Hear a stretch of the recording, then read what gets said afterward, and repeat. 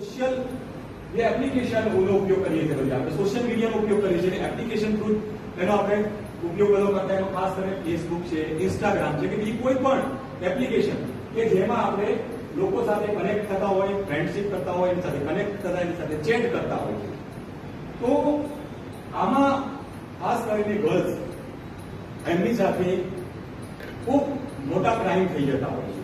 કારણ કે તમે ફેસબુક ઉપર જાઓ એટલે કાં તો તમે ફ્રેન્ડશિપ મોકલો, ફ્રેન્ડ રિક્વેસ્ટ મોકલો, અથવા સામેની ફ્રેન્ડ રિક્વેસ્ટ આવે, સારી મીઠી વાતો કરતા હોય છે, અને પછી પ્રોફાઇલ મૂકી હોય, પણ પ્રોફાઇલમાં આપણને થોડી ખબર પડે કે એ વ્યક્તિ શું છે. સારો મસ્ત ફોટો મૂકામ, ઝૂમ બાઇક વાળો ફોટો મૂકે, મસ્ત સારી ગાડી વાળો ફોટો મૂકે, કોઈ બંગલા આગળ જઈને ફોટો મૂકી દે, એટલે તમને એમ થાય કે આ તો બહુ પૈસાદાર લાગે છે, સારો વ્યક્તિ લાગે છે, એટલે મીઠી તમારી સાથે વાતો કરે. તમને એવા દિવસમાં એવા જાણે કે ચાંદ તારા તોડી લાઈ તારા માટે એટલા બધા તમને વિશ્વાસમાં લઈ લે, એટલા બધા ઇમોશન્સમાં લઈ લે, અને પછી શું કરતા હોય છે કે તમે ઘણી બધી બાબત કોઈની સાથે શેર કરી દેતા હોય કે ના કહેવાની, તમારી ખાસ ફ્રેન્ડને પણ ના કરતા એવી વાતો એની સાથે શેર કરતા, અને તમારા ઇમોશનને એટલું બધું તમને ઇમોશનમાં લઈ જાય કે આ વ્યક્તિ જેવો છે કે મને સમજે છે, આ વ્યક્તિ સિવાય દુનિયામાં કોઈ મને સમજશે નહીં, મારા મા બાપ બી નહીં સમજે, ટીચર બી નહીં સમજે, બહેનપણી બી નહીં સમજે, કોઈ નહીં સમજે, આ વ્યક્તિ જેવો દુનિયાનો છે કે મને સુખી રાખી શકશે, મને સમજી શકશે. બરાબર? એટલે તમે આપણે ઘણી બધી બાબતોની સાથે શેર કરી દઈએ. ઘણી વખત એક પ્રમાણે એવું કરતા જશે, આપણા ફોટા કોઈ ના હોય ઘરમાં તો એવા ઘણી વખત એવા ફોટા આપણે મોકલી દેતા હોય છે કે જે જાહેરમાં આપણે કોઈની સાથે શેર બી ના કરી શકીએ, એવા ફોટા આપણે મોકલી દેતા હોય છે. પછી બ્લેકમેલ કરી અને આ પ્રકારે બ્લેકમેલ કરીને તમારી સાથે જે પણ દુષ્કૃત્ય કરવાની બધા બનાવો બનતા હોય છે, અને પૈસા પડાવવાના પછી બનાવો બનતા હોય છે. એટલે ના ચૂકે ઘણી વખતે આ મતલબ કોઈ ગર્લ્સ હોય આવું થઈ જાય તો કઈ બી નહીં શકતી, એટલે વારંવાર એનો શિકાર બનતો હોય. અને એવા પણ બનાવો બન્યા છે કે એટલા નાના હોય છે આ લોકો કે પછી એના બીજા મિત્રના રિક્વેસ્ટ એક્સેપ્ટ કરો, એટલે ભાઈ તમારે એટલી બધી ઉતાવળ હોય તો હાય એટલે સામે જઈને હાય હાઉ આર યુ એટલે પછી જોજ સીધે પોઈન્ટ पे आओ ना, है ना, ये जो चंदन के hi here this is my WhatsApp number, WhatsApp पे बात करते सी गुड એટલે ભાઈ તો કે આટલી બધી ઉપાડી છોકરી અને સીધો વ્હાટ્સએપ નંબર આપણો ગાડો દઈ આવી સરખું કરે, હા એકલો નાચે, બરાબર. અને પછી તમે વ્હાટ્સએપ નંબર આપી દો, મીઠી વાતો કરશે તમારી સાથે. યાર देखो नहीं यार मेरी जरूरत है यार, इतना मेरा रिचार्ज करवा दो ना, એટલે ભાઈ તો કે હા યાર વાતો કરવાની છે, રિચાર્જ તો કરાવવું પડશે, એટલે રિચાર્જ કરે છે. अरे देखो नहीं यार मेरी मम्मी बीमार है, तुम थोड़ा इतना वो गूगल पे कर दो ना, फोन पे कर दो ना, હા કઈ વાતો નહીં કરી દીધું.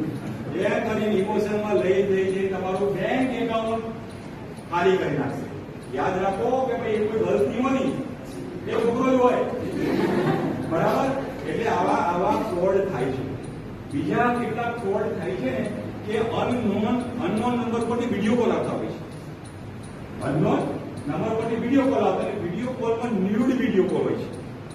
આનો ભોગ ઘણા લોકો બને અને સેક્સટોર્શન કહેવાય. આ જેવું નવું જે થઈ રહ્યું છે તમારી સાથે કે તમે અનનોન નંબર પર વિડીયો કોલ છે, મતના અવસ્થામાં હોય અને ઘણા વગર વિચારે વાતો કરવા લાગી જાય, એટલે તમારો પણ વિડીયો એમાં ઉતરી જાય, અને પછી એ લોકો બ્લેકમેલ કરે છે. એ કોઈ પણ હોઈ શકે, એ પુરુષ પણ હોઈ શકે, સ્ત્રી પણ હોઈ શકે છે. એ તમને બ્લેકમેલ કરે, અને બ્લેકમેલ કરી કે એમ કે હું ઇન્ટરનેટ ઉપર આ અપલોડ કરી નાખું, એટલે તમે શરમના મારે કોઈને કહી ના શકો, અને પછી તમને બ્લેકમેલ કરી અને જે પણ પૈસા પડાવવાથી કે જે બીજું કરવાનું હોય એ બધું થતું હોય.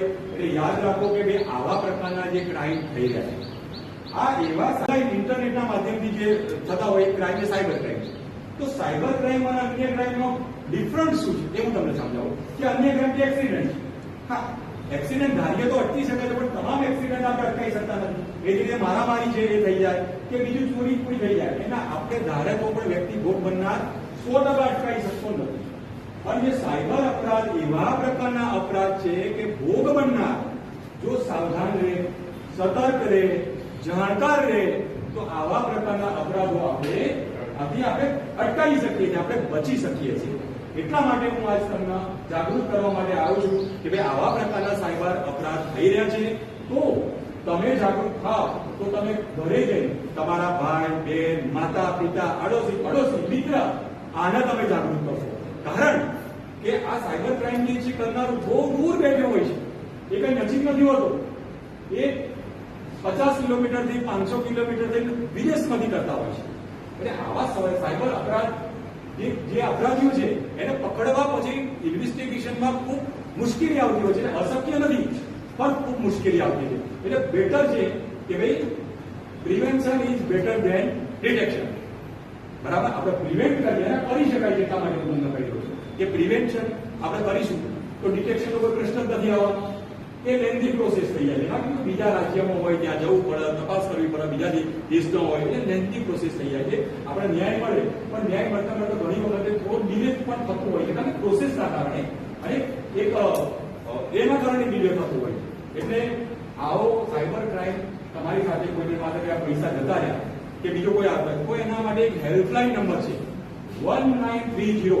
આ યાદ રાખજો કે 1930 આ સાયબર હેલ્પલાઇન નંબર છે. એની ઉપર કોઈ બુક તમે બધા તરત જ તમારા ડાયલ કરી દેવાનું અને તમારી જે પણ મતલબ એ તમારી સાથે જે થયું હોય એના તમારે ડિસ્ક્રિપ્શન આપી દેવાનું એટલે તરત જ તમારું ત્યાં રજીસ્ટ્રેશન થઈ જશે અને તમે જે વિસ્તારમાં જતા હશો એ વિસ્તારના પોલીસ સ્ટેશન સુધી આ પહોંચી જશે. એટલે જેટલા ઝડપથી તમે જો આનો ઉપયોગ કરશો એટલા ઝડપથી આ બાબતનું સોલ્યુશન આવી શકશે.